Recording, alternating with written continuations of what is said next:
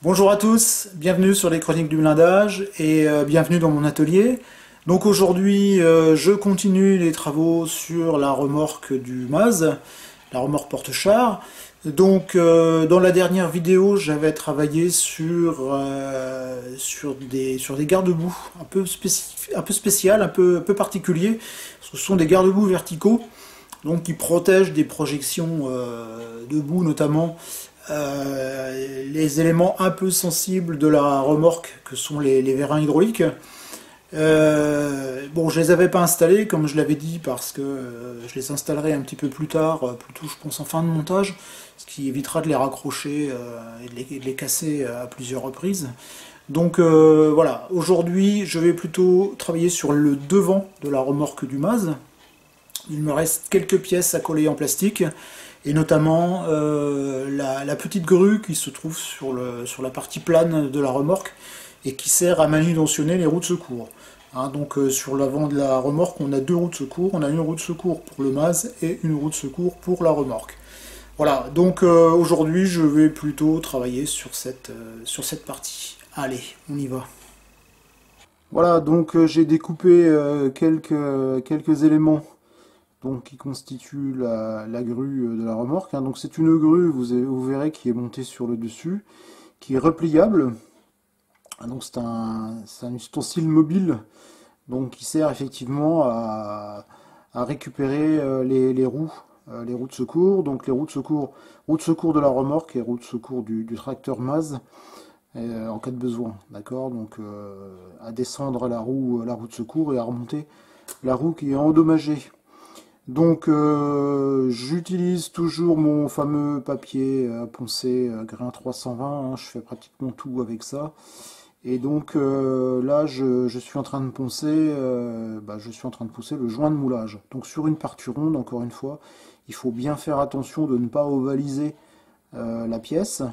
Donc pour ce faire, en fait, vous voyez, je ponce toujours en rond, en donnant une forme circulaire à mon mouvement, et je vais rechercher assez loin, c'est-à-dire je ne me contente pas uniquement de poncer sur le joint de moulage en tant que tel, mais je vais rechercher assez loin la partie à poncer de façon à éviter de créer un aplat. Alors ici c'est une poignée qui se situe donc sur la grue, et donc cette poignée, donc c'est une pièce qui est assez petite. Donc la petite astuce, c'est les pièces qui sont petites, donc difficiles à maintenir lors du ponçage du joint. L'astuce, c'est de découper la pièce avec un morceau de la grappe, de façon à pouvoir maintenir la pièce avec le morceau de grappe que l'on a découpé. Donc comme j'utilise, ça je l'ai déjà dit aussi souvent, j'utilise assez souvent les bords de mon papier à poncer. Donc comme celui-ci est trop usé, je le redécoupe, hein, pour pouvoir me retrouver avec une bordure qui soit bien nette et dont les grains ne sont pas trop usés. Donc ce que je fais, c'est que je ponce un maximum du joint de moulage avec la pièce telle qu'elle. Donc sans oublier bien sûr de faire l'intérieur, hein, que je repasserai un petit peu de colle tout à l'heure dessus pour enlever un peu les résidus de ponçage. Et donc vous voyez, je fais tout avec la bordure de mon papier à poncer. Au besoin, notamment pour les angles, plutôt que de s'acharner à vouloir les faire et puis éventuellement déformer la pièce, mais on peut s'aider aussi d'un X-Acto avec une lame qui coupe bien. Ce que je fais maintenant, donc j'enlève cette fois la partie de la grappe qui ne me sert plus puisque ma pièce est poncée. Donc j'aurai encore un morceau à poncer, bien entendu, hein, le résidu de la carotte, mais je ne vais pas le poncer maintenant. Je vais simplement mettre ma pièce, la coller en place, de façon à derrière pouvoir l'utiliser une fois assemblée, et de pouvoir maintenir l'ensemble de la grue pour terminer le ponçage de ma pièce. Voilà, donc là je mets ma colle. Alors la pièce n'est pas tout à fait bien positionnée, mais c'est pas grave, hein, je l'ai repositionné, j'ai fait une petite coupure, mais voilà, je l'ai bien positionné et j'ai mis de la colle sur toutes les pièces que j'avais, toutes les faces que j'avais poncées, pardon. Alors ici, ça c'est l'embase de la grue. Donc c'est pareil, c'est une pièce, bien sûr, où il y a un joint de moulage assez important. Donc il faut bien procéder à son nettoyage. Ici, c'est une poulie. Donc il y a une partie qui est fournie en photodécoupe. Donc j'ai mis en place la partie circulaire en photodécoupe. Et donc là, je suis en train de positionner. Donc je l'ai déjà collé à la colle à plastique pour la maintenir en place. Et donc là, je suis en train de positionner ma cyano noire, hein, ma cyano black. Et puis donc maintenant, bon, hein, tout le monde connaît, tous ceux qui suivent mes vidéos connaissent ma technique de collage à la cyano. Et donc là, je mets un peu d'acétone pour enlever le surplus de colle. Donc je rappelle qu'avec cette méthode, ça vous évite derrière d'avoir des surplus de colle, des taches de colle. Et ça vous évite surtout de venir reponcer les bourrelets de colle, puisque en fait, vous faites un nettoyage alors que la colle est encore fraîche. J'en profite voilà, pour nettoyer un petit peu les pourtours. Là, j'avais mis de la colle, on l'a pas vu sur la vidéo, mais j'avais mis un petit peu de colle tout à l'heure pour enlever les éventuels résidus de ponçage. Et donc là, je mets un petit coup de tampon à récurer. Sur ce type de pièce, c'est plutôt pas mal pour pouvoir parfaire le nettoyage. Voilà, donc j'assemble le bras de la grue pardon, sur son socle et je le positionne en place sur le dessus de la remorque. Donc il suffira simplement bien positionner, le maintenir, mettre quelques points de colle. Et le tour est joué. Je reviendrai tout à l'heure sur la poignée. Je vous avais dit, j'avais pas fini de la poncer. Hein, je vous réexpliquerai un petit peu cette méthode qui est simple et efficace. Voilà, donc là je mets en place le pied de cette petite grue. Donc voilà, donc c'est un ensemble mobile et dès qu'on relève la grue, on a, vous voyez, sur le côté j'ai déjà collé, on a une goupille qui sert à la maintenir en position verticale. Donc c'est la petite pièce qu'on voit sur le longeron et qui a déjà été mis en place sur une phase précédente. Donc je prends toujours beaucoup de temps pour régler la position de mes pièces. Voilà, donc là j'ai mis un petit peu de colle aussi sur voilà, là où j'ai mon doigt. Voilà, parce que comme ça permettra à maintenir l'ensemble. Bon, le surplus sera poncé un petit peu, il y aura un léger ponçage qui sera effectué lorsque la colle sera sèche. Voilà, donc là j'ai terminé l'assemblage. Je passe un petit coup de mastic dilué dans de l'acétone, toujours pour vérifier si j'ai pas oublié de joint de moulage. Ça c'est quelque chose qui prend pas mal de temps, hein, c'est assez chronophage, mais ça permet d'être sûr d'avoir de beaux assemblages et de ne pas avoir à revenir dessus lorsque l'après est appliqué. Alors ça ne m'empêche pas de temps en temps d'avoir des choses à reponcer, hein, mais disons que j'essaye de limiter les dégâts.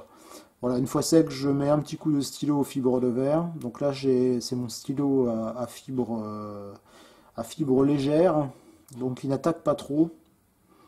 Et puis donc je termine, notamment au niveau des angles. Là ici c'est la goupille en laiton, enfin l'anneau en laiton pardon, dans laquelle vient s'insérer la goupille, qui bénéficie d'un petit ponçage. Et donc voilà, j'en profite pour faire un petit peu les pourtours, parce que j'en ai mis un peu partout en même temps, donc je fais un petit nettoyage de tout ce qu'il y a autour.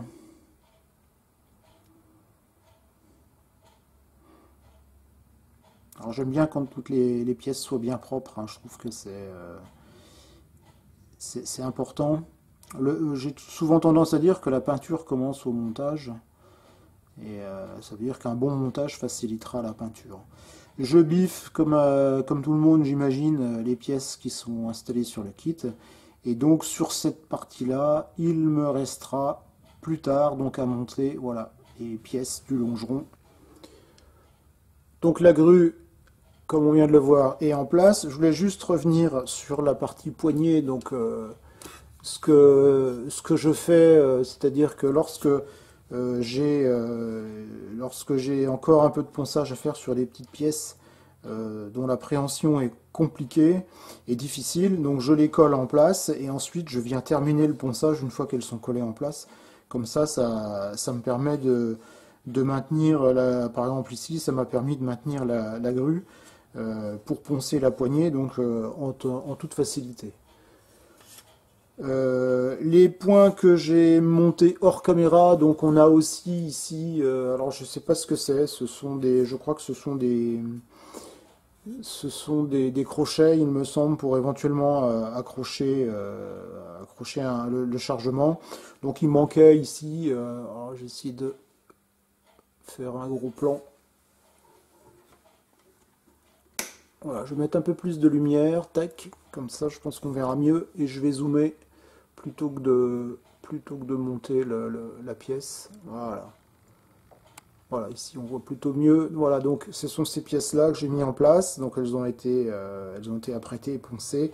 Et donc j'ai rajouté sur le devant deux petits ronds de laiton, voilà, qui manquaient sur la pièce originale. Je refais un petit passage au niveau de la grue, hein, donc vous voyez un peu ce que ça donne une fois terminé avec la base. Sur le dessous, voilà, j'ai monté aussi, il y a deux renforts qui sont situés donc sur le dessous.